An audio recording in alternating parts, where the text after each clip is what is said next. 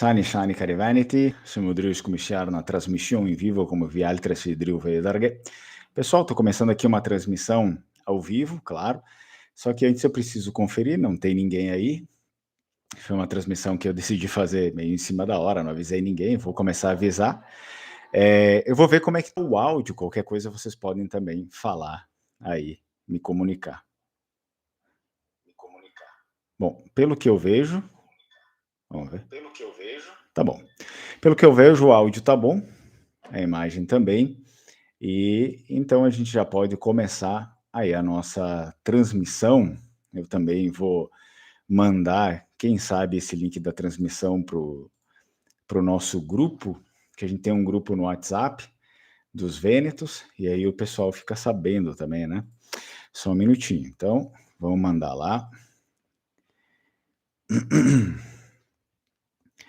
E aí não tem problema, né? As pessoas que estão vendo, que vão ver ao vivo, podem interagir, né? Ao vivo, as pessoas que vão ver depois gravado, claro, pode passar aí para frente essa parte aqui, e aí depois conferir, né? O que aconteceu. Enquanto isso, eu vou mandando para o pessoal, as pessoas vão vendo o vídeo aí, né? Vamos lá, vou encaminhar lá para o nosso grupo, Veneti, e também para o grupo lá do Lenguamare, para o grupo dos inscritos, né? E aí eu vou comunicar ao pessoal. Quem quiser assistir, né, pegar a live, pode comparecer e que eu vou fazer digamos, agora um especial aí de final de ano para vocês, tá bom? Então, olha só, vamos começar. O que é? Qual é a proposta dessa live aqui? Obviamente, para a gente encerrar, né, o ano aqui do canal, encerrar o ano 2023, e assim eu decidi fazer essa live, mas uma live não só para, enfim, vir aqui e falar para vocês bom final de ano, né, Feliz Natal e assim por diante. Não é só por isso, mas eu quis responder algumas perguntas, né, pegar alguns comentários e perguntas aqui que foram feitos no canal, que eu ainda não tive a oportunidade de respondê-los, né, e falar um pouco sobre isso, né, comentar com vocês também, responder algumas coisas. E é claro, se vocês quiserem interagir pelo chat aí, vocês podem fazer também, depois eu paro e dou uma olhada no chat sem nenhum problema, mas a minha intenção agora é dar uma olhada, né, livremente aqui nos comentários que os inscritos deixaram ao decorrer aí dos meses, os comentários que eu não consegui trazer à tona, e então vamos ver o que tem aqui, né? Olha só, começando com os comentários, é claro que eu vou falar também sobre os vídeos onde eles foram comentados. Por exemplo, nós temos aqui, vou lançar uma estatística aqui, bom, 70% dos imigrantes italianos no estado de São Paulo vieram do centro-norte da Itália, centro e norte, acho que a pessoa comentou, né, foi @Thiago Ferreira de Oliveira 7893. Foi naquele vídeo lá, Não Me Sinto Brasileiro. Quem não assistiu ainda esse vídeo, é óbvio que é um vídeo que ele fala sobre os sentimentos que muitos descendentes, né, de imigrantes, enfim, ainda têm hoje em dia, pelo menos na nossa geração. Não sei se a geração mais nova do que a minha ainda sente isso, mas a nossa geração, pelo menos, sempre teve um sentimento um pouco distanciado, né? Ok, nasceu no Brasil, mas não se vê completamente como brasileiro, né? Esse aqui era o vídeo, ele falava sobre isso. Parece que a gente não é exatamente aquilo que vendem, né? Aquele estereótipo do brasileiro, pelo menos, né? Nem sei se aquilo é o brasileiro, né? Porque é um estereótipo inventado muito, em grande parte, pelo governo, é óbvio, e depois abraçado pela mídia modernista, que sempre tenta enquadrar ali um estereótipo de brasileiro. Então, basicamente, o vídeo falava sobre isso. Quem ainda não viu esse vídeo que eu fiz, foi, sei lá, vários meses atrás aí, o nome do vídeo é Não Me Sinto Brasileiro. Então teve esse comentário aqui do Thiago, falando que 70% dos imigrantes italianos vieram lá do centro-norte, ele colocou centro/norte da Itália. Então, provavelmente sim, né? A gente precisa ver as estatísticas, mas acredito que, no geral, a imigração no Brasil, no geral mesmo, ela a grande parte dela veio do norte da Itália, né? A massa, né? Veio do norte da Itália. Bom, depois nós temos outros comentários aqui. Claro, eu vou tentar achar os comentários que são um pouco mais construtivos, né, para a gente. Vamos ver, olha, outra pessoa comentou aqui, arroba André Maldini, 9152. Não me sinto brasileiro também, me sinto aquilo que meus antepassados imigrantes eram e também os antepassados deles. Então a gente já consegue ver que isso é um sentimento um pouco geral, né, de nós que somos descendentes, então as pessoas não se enxergam, não pelo menos com esse estereótipo aí de brasileiro que sempre fazem questão de vender, né, todos os dias, não só na televisão, mas se a gente for ver na mídia também, né, a gente para ler alguma coisa ali na mídia, uma notícia, ou nas redes sociais, né, sempre passam um estereótipo do que seria o brasileiro, até mesmo em vídeos que teriam sido feitos para dar risada, isso, aquilo, eles vão passando certos estereótipos e não necessariamente a gente concorde com esses estereótipos. Vamos lá, para um outro vídeo aqui, ou outros comentários que a gente fez, qualquer coisa vocês também podem deixar, né, os comentários aí, nos vídeos. Bom, eu fiz aquela live, essa semana do Talian e Vêneto, né, as diferenças, e nessa live também tivemos alguns comentários, é claro, teve o comentário aqui do @astro, TEMO, ele falou: "Fernando, fala sobre os judeus vênetos", né, ele perguntou. Tem um vídeo, se não me engano, eu fiz um vídeo a respeito, assim, de sobrenomes vênetos que, na verdade, são sobrenomes judeus ou sobrenomes utilizados pelos judeus. Algumas pessoas, interpretaram um pouco mal aquele vídeo, achando que todos aqueles sobrenomes que estão lá pertencem a judeus, né, aqueles, se você né, tiver interesse, vá lá no vídeo. Sobrenomes vênetos judeus, se não me engano, era alguma coisa assim. Mas o que acontece é que alguns daqueles, não quer dizer que, por exemplo, tinha um sobrenome lá que era a Rossi, né? Rossi é um sobrenome muito popular, não só no Vêneto, mas também na Itália inteira. Não quer dizer que se você é de família Rossi, é que obrigatoriamente a sua família tem origens judaicas, né? Mas quer dizer que os grupos, pelo menos um grupo, né, foi muito reconhecido por um grupo de judeus no Vêneto que utilizou esse sobrenome para si também, porque quando eles chegam no Vêneto, e aí então eu já faço um pouco, né, o Astro, aqui, @Astro, ele pede, fala um pouco sobre os judeus no Vêneto. Olha só, eu consigo resumir brevemente aqui na nossa live alguma coisa sobre isso, tá? O que acontece é que os judeus no Vêneto, uma boa parte deles, vieram da Península Ibérica, boa parte, não estou falando todos, tá? Mas boa parte vieram da Península Ibérica, porque a Península Ibérica teve um período ali de expulsão, né, do povo judeu, dos judeus que estavam lá. Então, principalmente Portugal, para quem não sabe, né, nós que estamos aqui no Brasil, o próprio, se não me engano, bisavô, talvez, ou algum, não sei se foi bisavô, ou, mas alguém da família do próprio Silvio Santos, né, que o Silvio Santos é um nome artístico, né, o nome dele, sobrenome é Abravanel, e é um sobrenome judeu, né, e o antepassado dele vivia em Portugal, e naquele período que estava acontecendo ali, as expulsões dos judeus da Península Ibérica, esse antepassado dele teve que ir embora, né, da Península Ibérica e foi justamente para Veneza. Inclusive ele conta isso, acredito, na bibliografia dele. Eu me lembro que eu vi alguma coisa assim, e teve que ir embora. Foi não que ele teve que ir para Veneza, mas a grande parte deles escolhia Veneza. Mas por que eles escolhiam Veneza? Veneza, aí eu digo sim, a República de Veneza, mas de uma forma muito prioritária, eles escolhiam a capital, Veneza, porque, em primeiro lugar, a República de Veneza, porque era um dos lugares que tinha um pouco mais de tolerância religiosa, digamos assim. Claro, não é a tolerância que a gente tem hoje, né, onde qualquer um pode fazer o que quiser. Por exemplo, você está num país cristão e as pessoas, tem gente que te olha feio, com cara torta, se você deseja Feliz Natal para elas. Isso aqui era inconcebível, tá?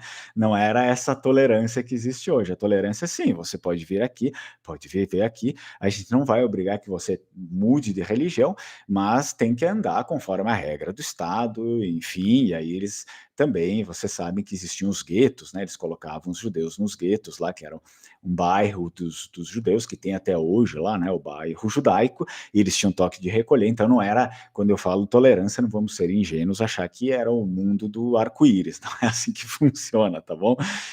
Sânia, ó, a Luana aí. O que acontecia com os judeus que iam para lá? Eles tinham liberdade de ficar lá, né, na República de Veneza, e eles tinham liberdade de negociar, né, eles tinham liberdade de fazer aquilo que lhes era permitido para o período, né, mas eles não tinham liberdade, por exemplo, de criticar o cristianismo, de, sei lá, construir uma sinagoga, né, esse tipo de coisa que hoje se tem essas liberdades. Naquela época não existia isso, tá, pessoal? Naquela época era rígido nesse sentido, mas a República de Veneza não expulsava essas pessoas. Eles aceitavam desde que eles andassem conforme a regra, né, a norma. Então, esse daqui talvez seja o miolo aqui que eu tenho para contar para você sobre os judeus. Óbvio que daí precisaria uma live inteira para falar sobre isso, e não é a proposta, mas eu acredito que dá pelo menos uma pitada daquilo que a gente pode falar, né, mais tarde também, sobre eles. E por quê, né, só finalizando aqui, por que que eles escolhiam a capital Veneza? Porque era, digamos, o centro do mundo do comércio naquela época, né, principalmente quando a gente for olhar assim, a Europa do Sul, mas não só a Europa do Sul, naquela época a Veneza era o centro realmente europeu do comércio.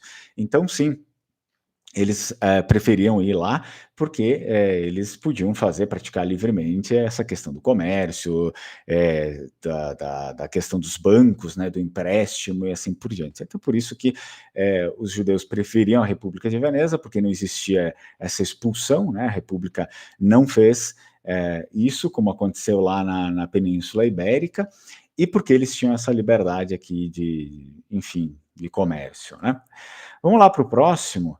Aí, vamos ver um outro comentário que nós temos aqui. Eu dei uma lida, né, nos comentários de vocês. Para quem está chegando agora, são comentários praticamente, não em todos os vídeos do canal, mas são comentários que eu ainda não tinha lido, né, dos vídeos.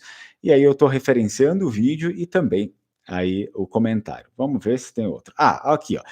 Olha, assim, todo comentário que for, que a gente consiga construir alguma coisa, que eu consiga responder alguma coisa para vocês, eu vou comentar, né? Eu não estou filtrando assim por cima, não, esse comentário, isso, aquilo, tá bom? Coisas que eu vejo que são comentários assim que eu possa responder alguma coisa. Eu lancei também um vídeo nessa semana que é o Natal corrompido pelo consumismo, e aí depois como era o Natal Vêneto, né? Então, para quem não assistiu também, depois vá lá e assista, mas vamos dar uma base do que era esse vídeo.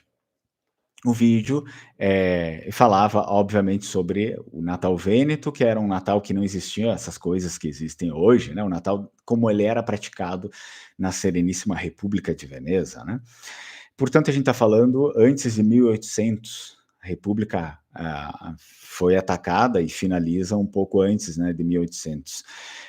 O Natal naquela época ele era estritamente assim religioso, né, católico, praticadas na época. Na verdade, as pessoas nem tinham essa intenção, né? Não existia tanta liberdade assim para se denegrir os cultos religiosos naquela época, coisa que foi sendo criado aqui com o passar do tempo, né?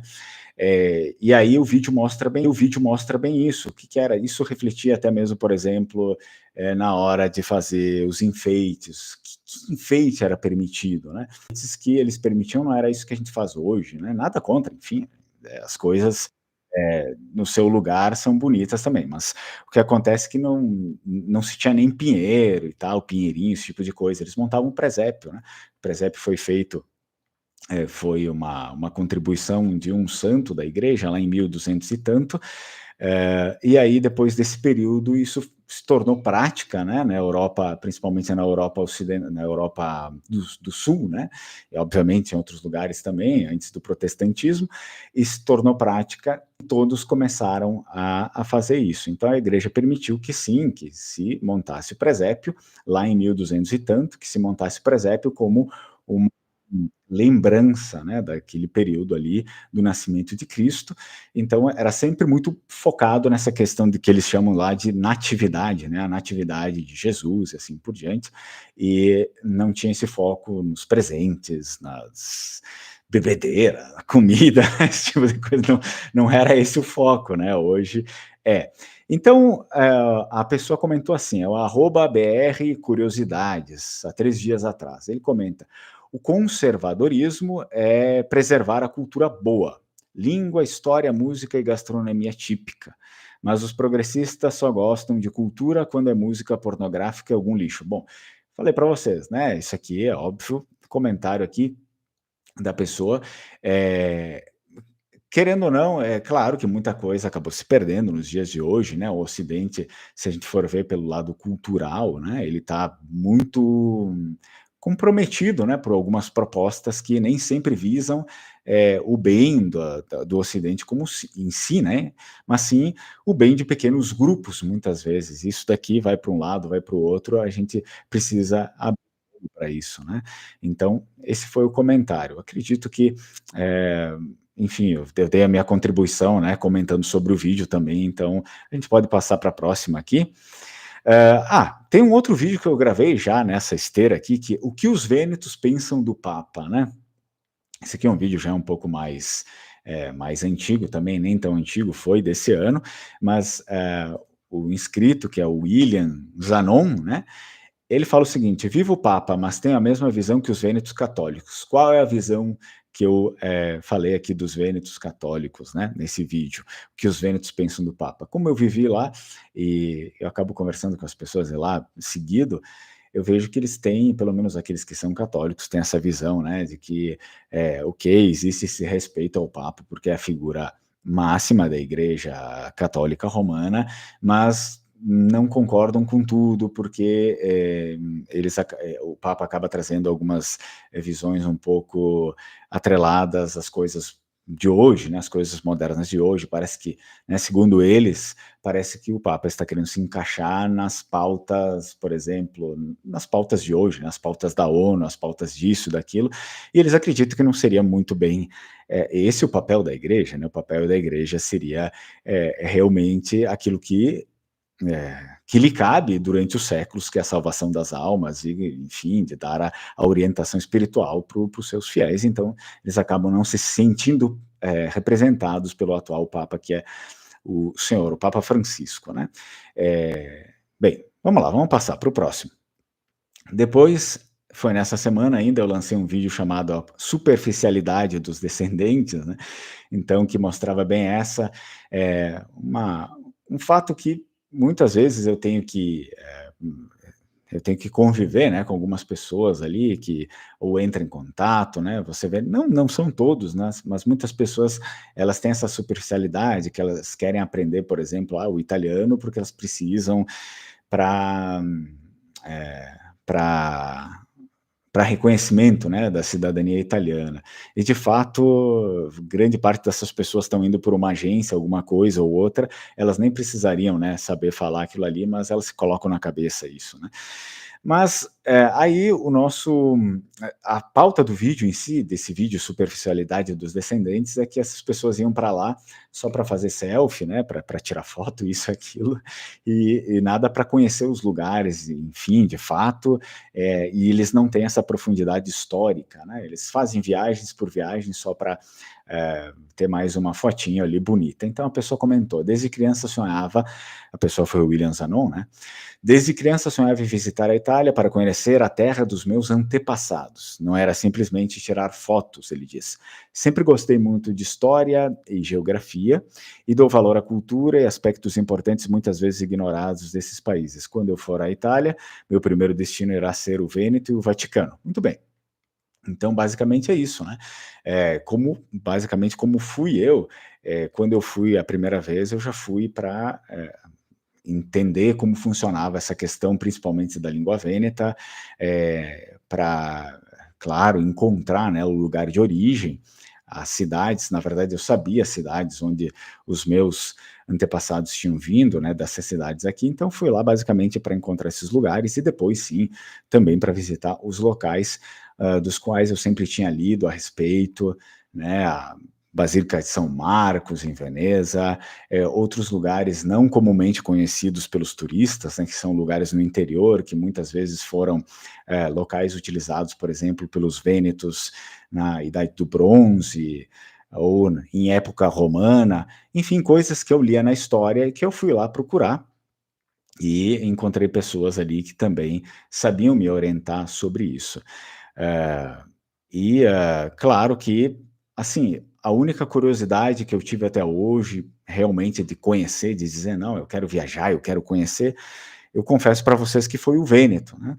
Eu também teria curiosidade de conhecer o Vaticano, por exemplo, porque é um lugar que existe muita história ali, né, então, como um amante da história, eu gostaria de conhecer ali também o Vaticano, enfim, outros lugares, mas é claro que o Vêneto sempre foi um lugar que, depois que eu comecei a conhecer, né, a história que os meus tinham vindo do Vêneto, né, depois que eu vi lá na certidão de nascimento dos meus ancestrais, né, que eles tinham vindo do Vêneto, eu sempre tive esse sonho de conhecer o Vêneto, até que conheci, e hoje, claro que eu teria, óbvio, curiosidade de conhecer outros lugares também, mas não essa vontade assim: "Nossa, eu preciso ir lá porque eu tenho que ir, porque faz parte de mim", isso não, né. De repente eu teria curiosidade de ali conhecer algum lugar histórico, né, alguma coisa, como, por exemplo, o Vaticano, que eu não tenho nenhum ancestral ali, mas eu gostaria de conhecer pela história que tem ali, seria muito bacana, que nem o nosso amigo aqui, o William Zanon,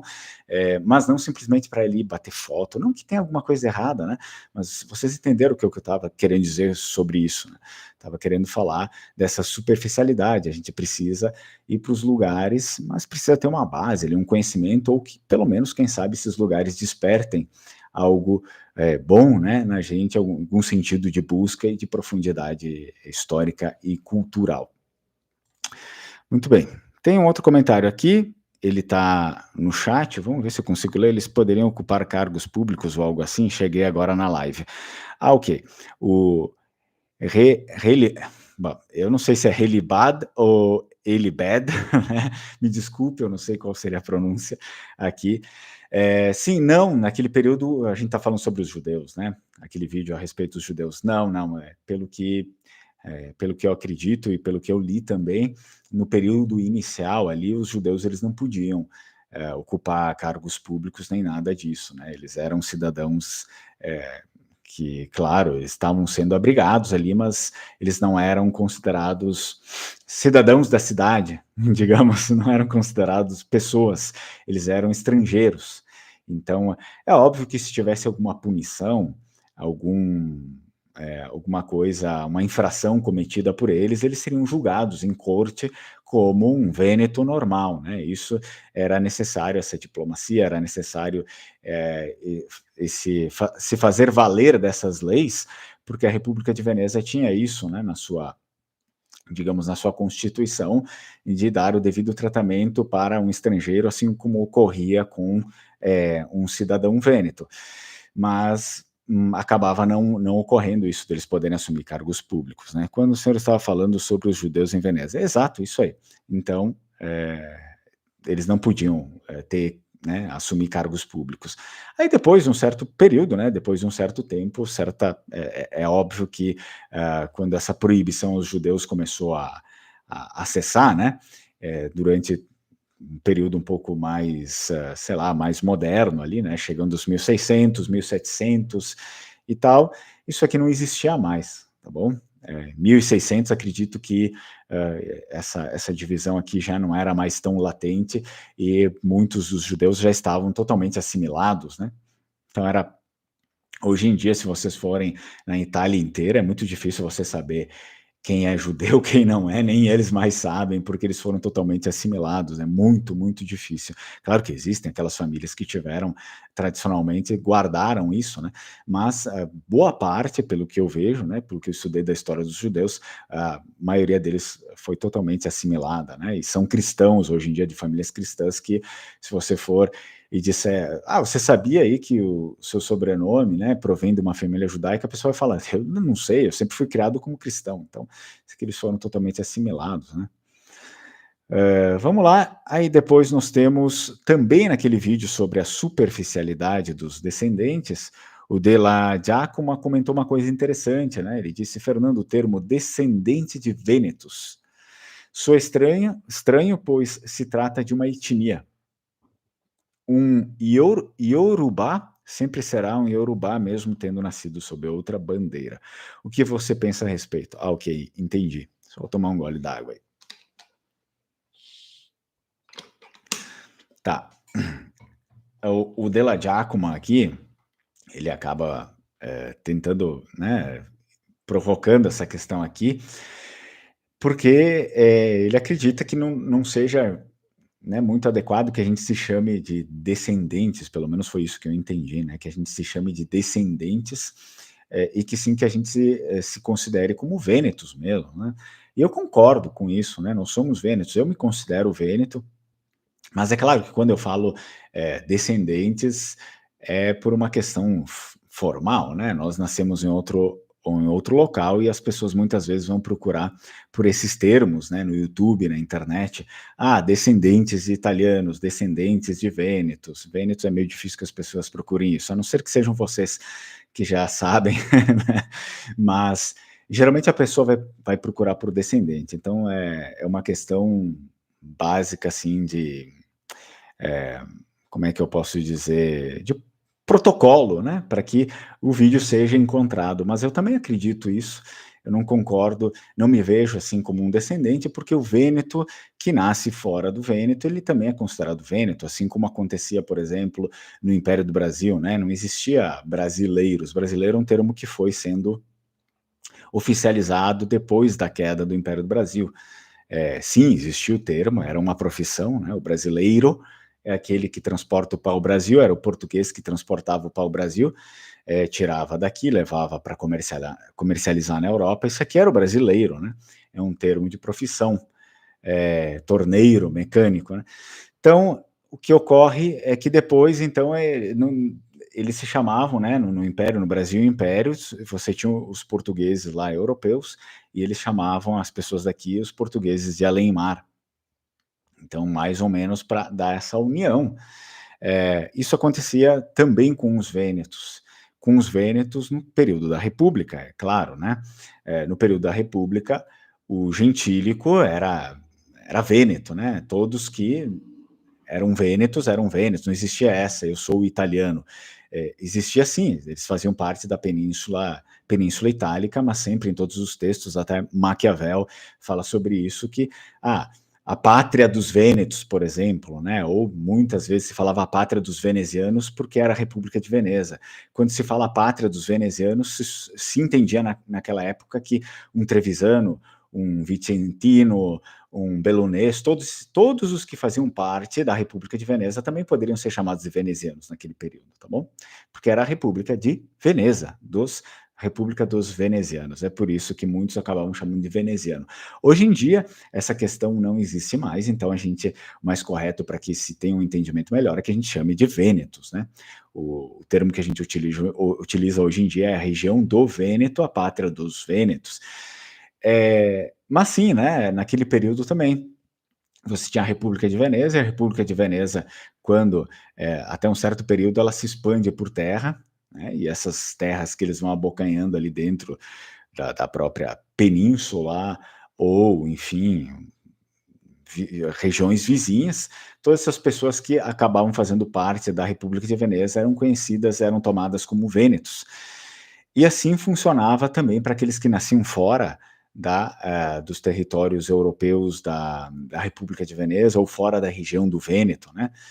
Por exemplo, em Constantinopla, hoje vocês sabem que é Istambul, né, foi possuído pela Turquia, né, então lá existia Constantinopla e existia um bairro vêneto gigantesco, né, um bairro vêneto concedido por Bizâncio aos vênetos, obviamente por trocas comerciais, por reforço militar. Bizâncio chegou num tempo que o Império Bizantino era muito frágil, né, nessa questão aqui, ele estava muito longe da Europa, dos seus aliados, ele estava ali no meio de muita gente que queria o domínio, tanto que os turcos pegaram depois, num certo período. Mas então eles contavam com muito reforço, até reforço de tropas de vikings, para quem não sabe ali, e os vênetos, durante um grande período ali, praticamente todo o período, óbvio, teve muita briga, muita rixa, muita disputa, muito ataque também, isso faz parte da história política, tá, dos humanos, mas os vênetos sempre apoiaram o Império Bizantino, assim como puderam, e o Império Bizantino sempre reconheceu, por exemplo, cedendo espaços em Constantinopla, tendo bairros vênetos, assim como existiam bairros genoveses, por exemplo, né? E as pessoas que nasciam em Constantinopla, os vênetos que nasciam em Constantinopla, eram vênetos, ponto, basta. Não era constantinopolitano, né? Enfim, não era isso, era vêneto.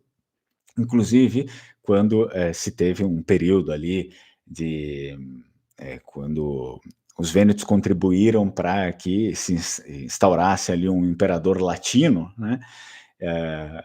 O que ocorreu é que depois dessa retomada, né, da retomada de Constantinopla lá pelos bizantinos, e eles tiraram o imperador latino, houve também um massacre dos latinos lá e tudo mais, e os vênetos também tomaram, né, tiveram que ser expulsos de lá os vênetos que tinham nascido lá. Então não existia essa coisa, ah, não, você nasceu aqui, você pertence aqui, você já é o nosso povo. Não, você nasceu sob a jurisdição aí da República de Veneza, de pais vênetos, você é vêneto. Se a gente não quer mais vênetos aqui, não interessa se você nasceu aqui, você é vêneto, vai embora. Opa, você é vêneto, vai embora, né? Então eles tiveram que sumir para não ser mortos também. Muitos foram mortos, assim como muitos genoveses que tinham nascido lá também foram mortos, né, por conta disso. Então, só para a gente ter uma base que não existia isso. A própria República de Veneza considerava Vêneto, que nasceu fora da República de Veneza, enfim, dos domínios aqui também é Vêneto e não tem nenhuma importância. Foi isso que ele quis dizer, né? Vamos lá, vamos para a próxima. Bom, aí depois nós temos também um outro comentário, @maestro Sandro Gomes, né? Ele comenta aqui sobre o vídeo também da superficialidade dos descendentes. Ah, não querem saber de ler, né? Eles ficam deturpando a história dos vilarejos centenários, ele diz, né? E pior, as poucas coisas que existem nossa ainda hoje aqui, né? Ele fala sobre o nosso patrimônio histórico aqui dos imigrantes, destroem, né? Eles destroem a própria história, enfim. Tanto uma destruição patrimonial como física, né? Patrimonial física como mental. A gente sabe de memória mesmo, né? A gente tem, por exemplo, aqui em Bento, infelizmente, muito do patrimônio histórico foi destruído para construir outros prédios novos, né? Aí, claro, óbvio, as pessoas vão dizer, Fernando, não sei o quê, mas precisa construir os prédios novos, eu sei, mas é preciso a gente também ter um balanço na coisa, né? Não dá para simplesmente chegar aqui e destruir todo o patrimônio cultural só para fazer um prédio novo e tal, é preciso ter um certo equilíbrio, né? Então é isso que ele está falando. Bom, ele diz aqui, exemplo, o nono nunca irá. Tá. Ele tá falando sobre os termos, né? Aqui ele já recai na língua também. Muitas pessoas lá, se não me engano, o Sandro Gomes é do Espírito Santo, mas essa é uma realidade que tem aqui também, né? Que as pessoas vão substituindo o vêneto pelo italiano. Né? Então, ao invés de falar amorosa, eles falam, sei lá, namorata, ele está colocando aqui, ao invés da pessoa falar amoroso, que é o namorado, aí começa a falar, sei lá, ragazzo, alguma coisa assim. Várias pequenas vilas se perderam na ignorância e soberba de alguns. Bom, isso aqui é uma infelicidade que aconteceu aqui também, não é só privilégio de vocês aí, isso aconteceu muito aqui também, né? Infelizmente, fazer o quê? Espero que algum dia isso sirva, né, de aprendizado para as pessoas que talvez quando a gente não estiver mais aqui, talvez existam pessoas melhores que lembrem e digam, olha só a besteira que eles fizeram. Bom, aí eu lancei também um vídeo, a República de Veneza no Brasil, que fala sobre o sistema que os imigrantes trouxeram para cá, né, que o sistema da República de Veneza era uma aristocracia. Eu sei que o nome era República, mas a República naquele período não era esse conceito que existe hoje, isso aqui é um conceito pós-iluminismo, é um conceito muito americano de república, né? Que a República não casava com democracia, né? A República casava muito mais com aristocracia, originalmente, né? Em muitas partes ali do período, se vocês forem ver as repúblicas romanas, elas foram todas governadas por militares, por exemplo. Então ele fala, no Brasil, o regime republicano não deu certo. O único regime que deu certo aqui foi a monarquia parlamentarista no período de Dom Pedro II. Foi quando abriram as portas do Brasil para nossos antepassados vênetos, isso é verdade, e aboliram a escravidão. Na minha opinião, a República de Veneza deu certo e foi duradoura porque tinha várias características similares a uma monarquia parlamentarista eletiva. Isso aqui é interessante, né? Foi o @Alex, não, Alexandre Vione, Alexander Vione, desculpa. Ele fala uma coisa interessante, que o sistema da República de Veneza era bem complexo para as pessoas que estão acostumadas com esse sistema, né, que a gente tem hoje. Era um sistema complexo porque era para enganar o povo? Não, não era isso. Era um sistema complexo que ele foi sendo construído progressivamente, tá, pessoal? Então ele era uma cruz aí, era uma república que tinha cruza de aristocracia com oligarquia, monarquia. Mas ele foi construído ao passar do tempo para meio que para juntar tudo na mesma panela. Basicamente, para ficar muito mais difícil da república cair, porque desde o início, né, da construção da República de Veneza, começaram a surgir algumas famílias ali estranhas. Não que as pessoas eram estranhas, né? Mas sim famílias que ascendiam, não tomavam, né? Eles eram eleitos ali como o Doge, por exemplo, e eles começavam a trabalhar em prol de uma dinastia, ou seja, as pessoas queriam um sistema de república no sentido eleitoral, né? Que se pudesse trocar o Doge, se pudesse trocar a família que comandava, porque era uma aristocracia, o governo dos melhores, é isso que significa, mas existiam algumas pessoas com outras intenções, a gente teve alguns doges com outras intenções, que a intenção era deixar uma dinastia, passava a ele colocava o filho para governar a pasta, para governar isso, para governar aquilo, para depois ele ser doge. Então, ao passar do tempo, as pessoas foram vendo que isso daqui ia descambar numa dinastia, e eles não queriam dinastia, né? Eles queriam ainda que continuasse esse sistema de trocas e que as trocas não tivessem necessariamente nada a ver com uma família com a outra, né? Que muitas vezes teve 120 doges, se não me engano, tá bom?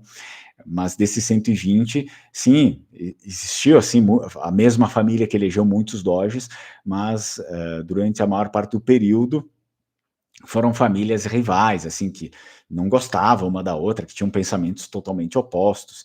Então, continuava sendo uma democracia, mas uma democracia dentro da aristocracia, né? Porque era assim o conceito. Então, os melhores, eles iam ser eleitos, mas não necessariamente eles estavam se ajudando. Inclusive, Veneza, a República de Veneza teve períodos assim bem drásticos, não assim de paz externa, né? Paz com outras pessoas, com os outros países, mas de guerra interna, que as famílias acabavam tendo uma guerra interna ali para assumir poder, para assumir influência, isso e aquilo, né? Tanto que surge aí vários doges que acaba botando um fim, né, nesse tipo de intriga aqui. Então, basicamente, era isso que funcionava. E é muito provável que os seus 1.100 anos tenham durado por conta disso também, né? Quando Napoleão chega lá, eles tentam convencer o povo, né, a população, que a população estava sendo mantida refém de senhores lá por seus 1.000 e tantos anos, que eles estavam sendo oprimidos, né, por essas pessoas, só que isso aqui não cola, né? Então eles chegam com esse discurso aqui totalmente, né, revolucionário francês, esse discurso não cola e a população vêneta não adere o apoio à República Italiana, ao reino da Itália do Napoleão, né? E eles começam a fazer greves, começam a destruir as lojas de quem apoiava o Napoleão, isso e aquilo, né? Então, isso aqui é uma coisa que não deu certo lá para eles. Vamos ver se nós temos aqui.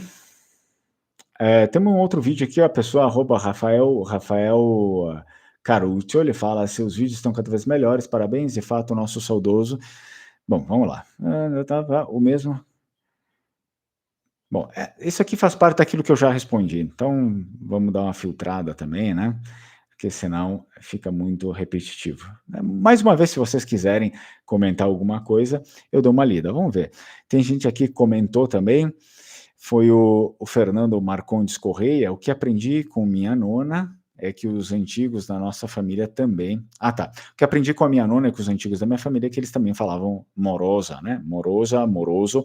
Para quem não sabe, isso aqui é vêneto, significa, namorado e namorada, né, moroso e morosa, é vêneto. Muito bem, vamos ver. Outro comentário também da pessoa falando sobre isso, da superficialidade dos descendentes, né, o pessoal mal sabe a história da própria família. Imagina das regiões italianas. Gosto da história da Basilicata, minha bisavó era de Potenza. Participei de um congresso online, uma mulher disse que foi para a região de Quebec e não sabia que lá eles falavam francês. Isso aqui é bem o problema do brasileiro é isso, né. A pessoa idolatra os lugares, mas ela nem conhece, né, a mínima história do lugar, às vezes não conhece nem a língua do lugar. Isso aqui foi o @Rodrigo, Santangelo, né. É que aparece tudo junto, às vezes eu me atrapalho ali. Então temos um outro comentário também, o Alex foi meu aluno, reconheço aqui pela capa, né. "Não importa onde você vá, a viagem é muito melhor aproveitada quando se tem uma perspectiva histórica, um mínimo de conhecimento a respeito do local visitado. Melhor ainda, quando tem relação com as suas raízes, né. Claro, você volta muito melhor do que quando foi. Falo por experiência própria", Strucon. É, exato, né. Então, esse aqui, o Alexandre, né, o Alexandre, ele foi meu aluno, eu me lembro que a gente teve essas conversas, foi meu aluno de língua vêneta, e ele dizia, né, que ele foi para o Vêneto e tal, lá na primeiro momento que ele foi para o Vêneto, ele não conhecia muita coisa, então ele ficou meio boiando, né. Mas é normal, né, pessoal, isso aqui acontece. Claro que se você conhece as coisas, é sempre um prazer você ir, e principalmente no nosso caso, se você fala vêneto, é ainda melhor, você chega lá e conversa com as pessoas em vêneto. Eu estava também discutindo a respeito disso com um aluno de língua vêneta ontem, que ele foi para o Vêneto lá para, né, aproveitou para encaminhar lá a cidadania dele, e aí ele está cursando o Vêneto comigo, ele foi lá e falou, né, em vêneto com o pessoal lá provavelmente foi do Comune, né, o pessoal ficou espantado e tal. Eu falei: "Ah, eles ficam espantado porque é muito difícil um brasileiro falar vêneto, é óbvio que eles vão saber que você é brasileiro, porque você está indo lá atrás do processo, né. Então você tem que falar que é do Brasil, não tem jeito". Então eles sempre ficam surpresos, e é claro que isso acaba gerando uma empatia melhor, né. Eu já falei para vocês num vídeo que, quando eu fiz o meu processo de cidadania, me aconselharam a cada 10, 15 dias ir lá no Comune e conversar com as pessoas, né, pedir como é que estava o processo, isso e aquilo. Então eu ia lá, conversava em vêneto, e o pessoal me recebia super bem, assim, não tive problema nenhum com nada. É claro que se você for numa cidade maior ali, como a cidade, o centro, nem a cidade, né, o centro de Verona. O centro de Verona é um local que, sim, se encontra ali pessoas que falam vêneto, obviamente se encontra sim, mas é um lugar que tem muito turista, né. Lugares que estão cheios de turista, é difícil você ouvir falar vêneto, porque o turista vem de tudo que é canto, as pessoas vão tender a falar italiano com o turista, né, ou inglês, mas eles são muito ruins de inglês, né. Eu não aconselho que vocês, façam um curso de inglês, com a pretensão de ir para a Itália, que praticamente a Itália inteira é muito ruim de inglês, né, não é só o brasileiro, tá. Então, e quando eles falam é um inglês muito tosco, assim, que não dá para entender muita coisa. Então, a melhor forma, enfim, se você é só um turista, o turista brasileiro ele vai aprender alguma palavrinha ali em italiano, mas se você é descendente, né, de vênetos, aprenda vêneto. Primeiro aprenda vêneto, as pessoas têm esse conceito errado, né. Ah, aprende italiano, aí se você é descendente de vêneto, aprende 2, 3 palavrinhas em vêneto. Você vai comunicar o quê com 2, 3 palavrinhas? Não vai comunicar nada, né. Vai ser só um estúpido que sabe 2, 3 palavras ali.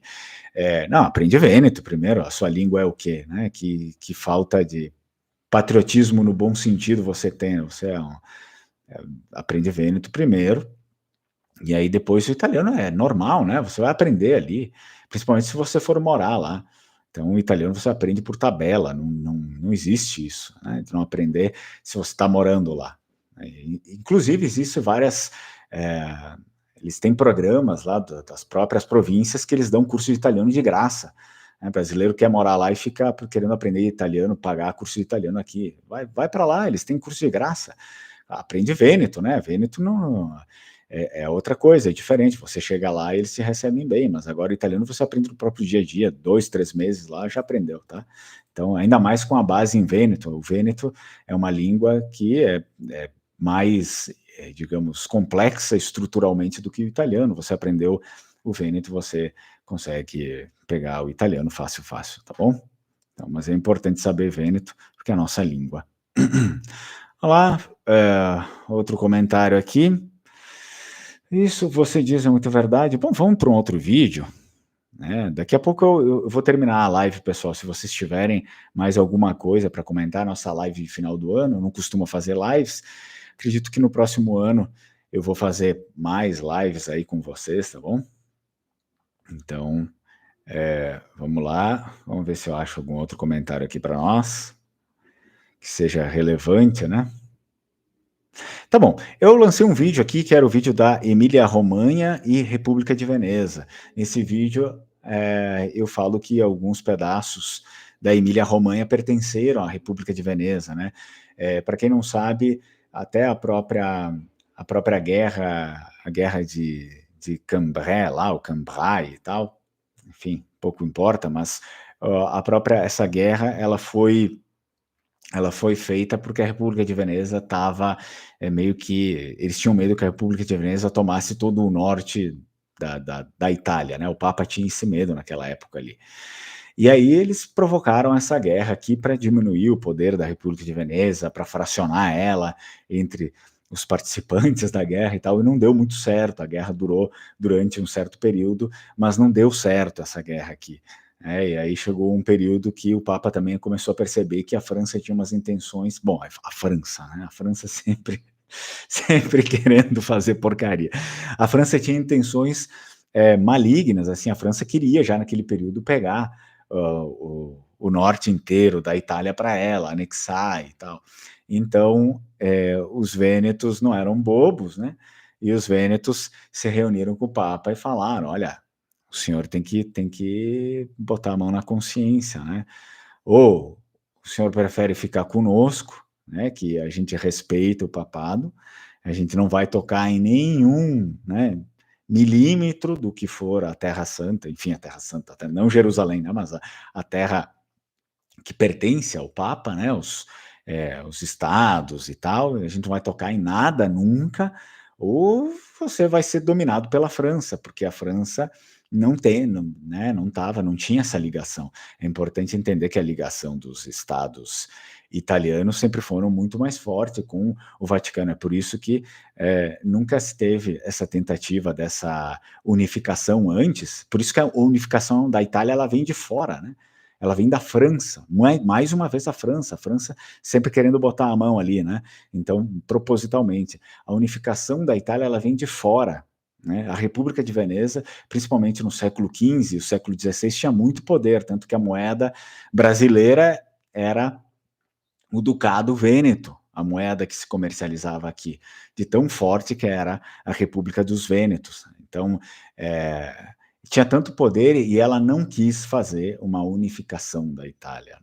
Não quis fazer. Por quê? Porque existia esse respeito histórico ali dentro, né? Cada lugar é seu lugar, principalmente respeito ao Papa, né? Então, os estados italianos, não só a República, os outros também tinham um respeito muito grande. É óbvio que guerras, confusões sempre vão existir, tá, pessoal? Se a gente faz confusão dentro da nossa própria família, imagina com os outros. Isso aqui é humano, tá? Não tem o que fazer. Mas o respeito sempre foi muito grande no sentido de manter a independência, pelo menos, dos outros, né? De saber que não é assim. Então, a independência veio de fora. E nesse período aí dessa guerra, foi isso que aconteceu, né? O Papa colocou a mão na consciência e disse: não, olha, vamos parar por aqui que está ficando meio estranha, né, a situação. E foi o que aconteceu, depois se comprovou, né, com a unificação da Itália, a o os unificadores, né, aqueles que assumiram o governo, que assumiram o reino da Itália, deram um pontapé na bunda do Papa, né, e aí isolaram ele lá naquele cantinho lá no Vaticano, e tanto que o Papa se declarou prisioneiro de guerra até a morte, né, então naquele período lá. Foi extremamente contra a unificação. Muito bem, vamos lá. Infelizmente, muitas pessoas perderam suas raízes vênetas e mimetizam uma cultura italiana propagada por Hollywood. É ridículo. Esse aqui também foi um comentário deixado no vídeo Língua Vêneta e Lombarda são aparentadas. E o vídeo fala que elas têm uma certa semelhança, são línguas diferentes, né? Não vou falar aqui que lombardo é língua vêneta, não é, tá bom? Eles têm bases diferentes, e o lombardo, ele tem uma base muito puxada do francês, né? Porque ele tem até aquele lu, né, do francês, aquele biquinho, eles fazem também bem igual. Mas claro, não é francês, né? Mas tem um pouco dessa coisa que foi, talvez seja uma herança celta ali, alguma coisa das línguas celtas. Eu não saberia dizer direito, nunca estudei essa parte aqui, tá bom? Mas eles têm isso. Mas existe um vocabulário muito comum entre a língua vêneta e o lombardo central, enfim, entre o milanês, principalmente, né?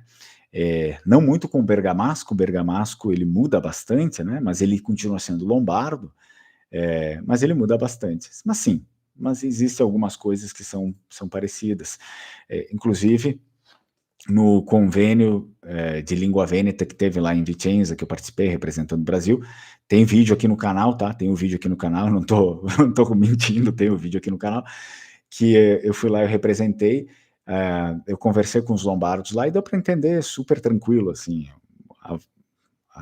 o lombardo, né? Eles eram lombardo milanês, né? O lombardo de Milão. Deu para entender super tranquilo. Eles me entendiam, normal, né? Eu falando vêneto, eles falando lombardo. Foi super de boa, assim. Muito bem. Sim, infelizmente muitas pessoas perderam suas raízes vênetas e mimetizaram uma cultura italiana. Sim, claro, com certeza, né? Uma cultura. Existe, né? Esse problema. Existe. Né?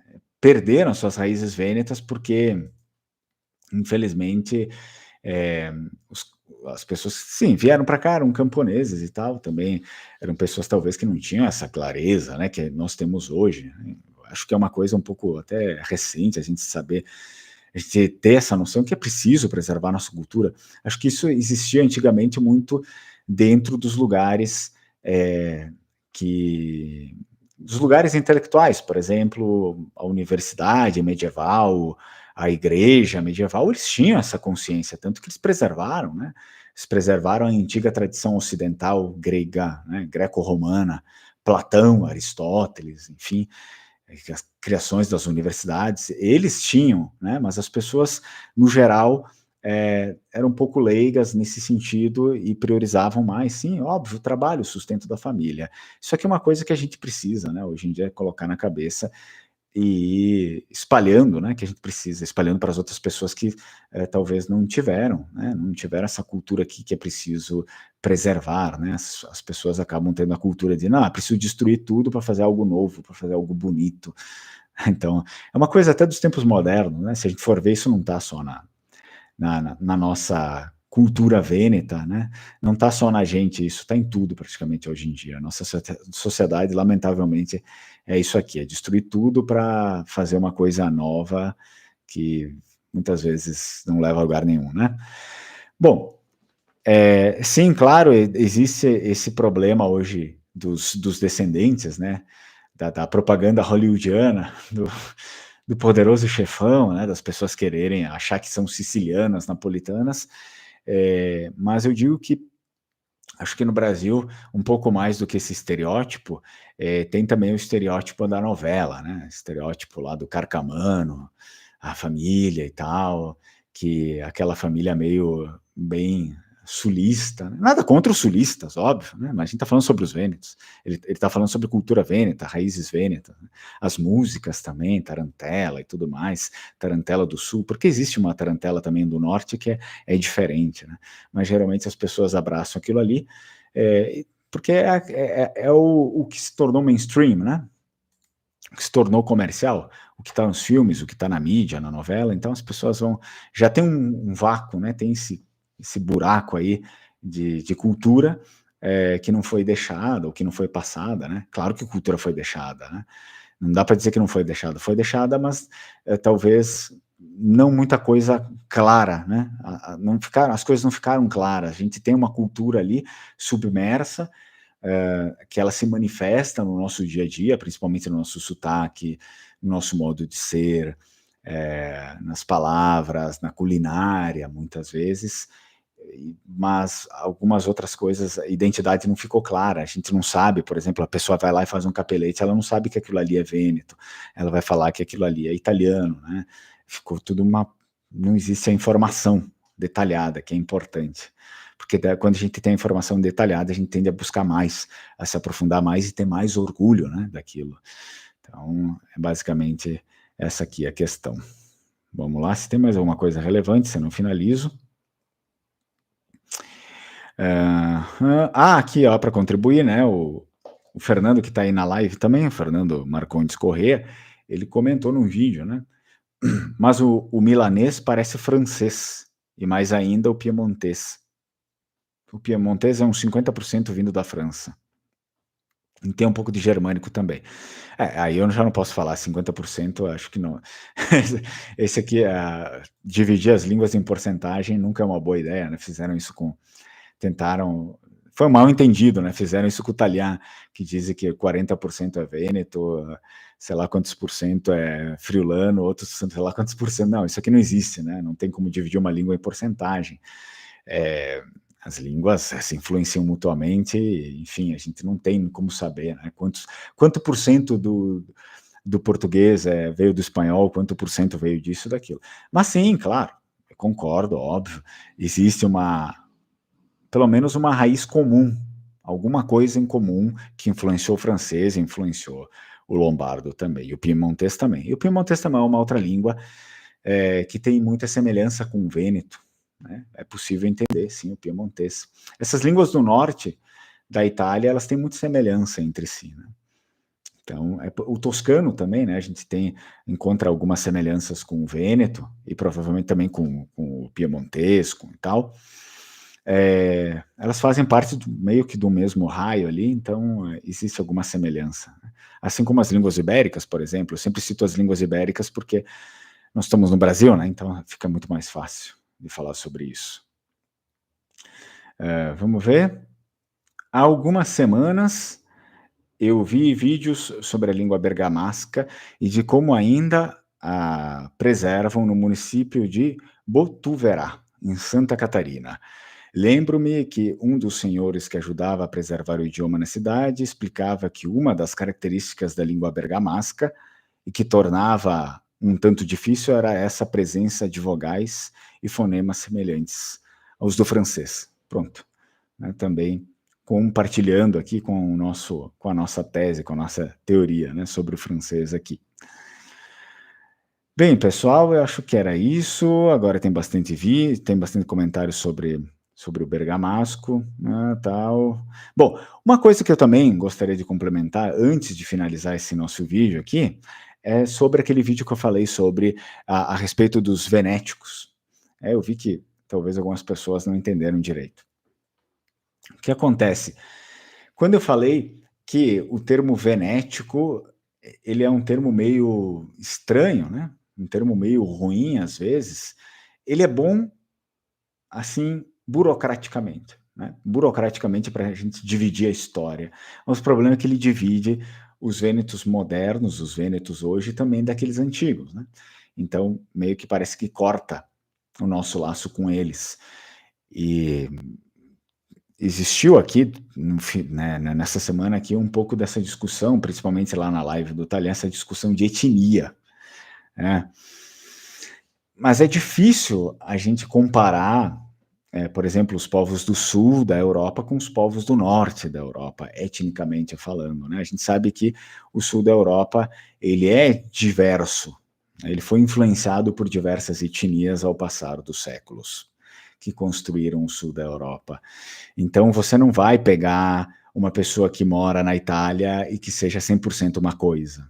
Você não vai pegar uma pessoa, um português que é 100% uma coisa, um espanhol, um grego, tá? Isso aqui é impossível. Então é meio ruim a gente ficar olhando, fazer um teste, um exame lá de um rastreamento genético para ver o que eu sou.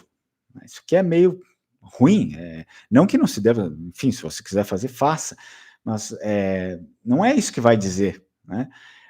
No sul da Europa, tudo é muito definido muito mais pelo contexto histórico, cultural e linguístico do que necessariamente por DNA.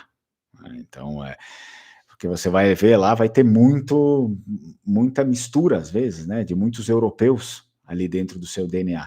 Mas não é isso que vai definir você vai ser o quê, né? Então, teve um inscrito pedindo, mas eu fiz o meu rastreamento genético ali e tal, e tinham diversos povos ali dentro da Península Itálica constavam também no meu DNA. Isso quer dizer que eu sou italiano? Mas, pessoal, não existia esse termo. O italiano não é etnia, tá? Não é etnia, é só um termo que foi criado depois da unificação da Itália, né? Fizemos a Itália, agora temos que fazer os italianos, diziam eles, né, os intelectuais da época. Não existia, o italiano não é uma etnia, pessoal. Então, o que eu quis dizer? Algumas pessoas entenderam mal dos inícios dos vídeos iniciais, principalmente quando eu digo que os vênetos, quando chegaram, era uma etnia, né, única, uma etnia vêneta. Assim vale para os lombardos, né? Os longobardos eles eram uma etnia única, mas eu estou falando sobre o tempo antigo, né? Os romanos, desde o início dos tempos, eles foram se mesclando ali com os etruscos, né? Então, o que acabou, eles assimilaram os etruscos, assimilaram os italiotas, e acabou, enfim, formando ali o que depois virou o Império Romano, tá? Mas quando a gente fala sobre romanos, a gente não está falando sobre uma etnia, a gente está falando sobre uma questão cultural. E quando a gente fala sobre outros povos, como os vênetos, os lombardos, a gente está falando inicialmente uma etnia. Uma etnia que durou naqueles tempos ali, tá? Nos tempos iniciais, e que depois, é claro, com invasões, com migrações de fora, né? Nem tudo foram invasões, foram migrações também. Houve uma assimilação ali, outros povos foram assimilados, povos celtas, germânicos, enfim, os romanos também, é óbvio, né, estavam ali. Então, vocês têm que ver que o nosso DNA de hoje é basicamente o mesmo do DNA de um vêneto da Idade Média, né? Então, se você for falar para um vêneto na Idade Média, não, você é misturado, né? Você não tem o DNA dos vênetos da Idade do Bronze, por isso você é italiano. O cara vai dar risada da tua cara, não, eu sou... ele ia falar, eu sou vêneto, no máximo, talvez se ele fosse de Vicenza, ele ia falar, eu sou vicentino, tá falando o quê? Né? Então, você precisa ter esse conceito, quando a gente fala sobre os povos do sul da Europa, não existe isso, a gente olhar para DNA, e não, eu preciso ter 100% de DNA vêneto, mas o que é o DNA vêneto? Isso aqui já foi perdido, né? Lá nos tempos antigos. Então, nós somos uma série de influências ali, e o que nos define é essa base histórica, linguística e cultural vêneta, né? O nosso patrimônio é que nos define. Então, vocês precisam ter isso em mente. Não é só com os vênetos, isso aqui é com os lombardos também, isso aqui com qualquer um que está ali na Itália, porque houve sim essa construção coletiva dos europeus ali do sul da Europa, por conta, obviamente, que era sempre um clima muito mais favorável, era um local muito mais próspero do que, por exemplo, o norte da Itália, que era muito frio, e o norte da Europa, né, que era muito frio e escasso por muitos e muitos séculos ali, tá bom? Então vamos ver só os comentários aqui. Feliz Natal, próspero Ano Novo. Falou uma verdade, somos descendentes de vários grupos, descobri recentemente que também tenho na linhagem 4 judeus sefarditas e alguns bandeirantes paulistas. Abraço. Um abraço do Butucatu. Beleza, pessoal, abraço para todos vocês. Então, basicamente é isso, né? Só para finalizar aí a nossa live, o que eu quis dizer naqueles vídeos lá antigamente, que não é porque você vai fazer um exame aí de rastreabilidade genética e vai ter outros povos aí que você não é vêneto, tá bom?